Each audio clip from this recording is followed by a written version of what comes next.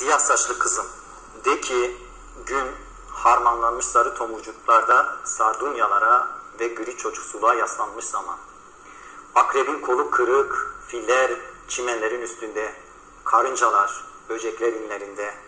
De ki uzandığım yer altındaki yoksunluklara ellerim ve dişlerim ölülere değdi, minik bir beden kaldı dilimde.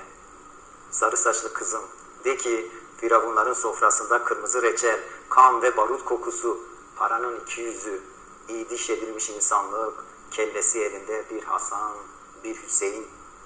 De ki kel ve ensesi kalındır firavunun, un bulanmış gözlerine.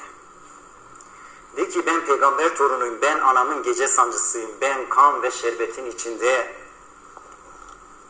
bir yerde uzuyorum giden her trenin siren sesinde. Kumral kızım, de ki şafak ağarmakta, işçiler harıl harıl, karıncalar harıl harıl, soysuzlar horul horul ve sabah olmakta adi bir ölümün pençesinde. De ki tarih yokluk ve mahpusta mı, karanlık ve çığlık, geceleri yaran bir çığlık. De ki ben bütünün eksik yanıyım, ben ayın 14'üyüm, saçlarım lüle lüle, gözlerim toprak kokusu.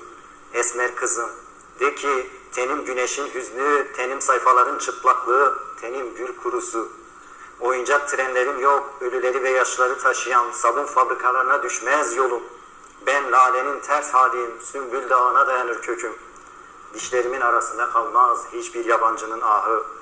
Güzel kızım, de ki iki şehrin arasına doğacak bütün boş zamanlarında güneş, harabelerinde büyüyecek kediler ve kalmayacak hiçbir farkı ciğercinin kedisinin, de ki o da ölecek.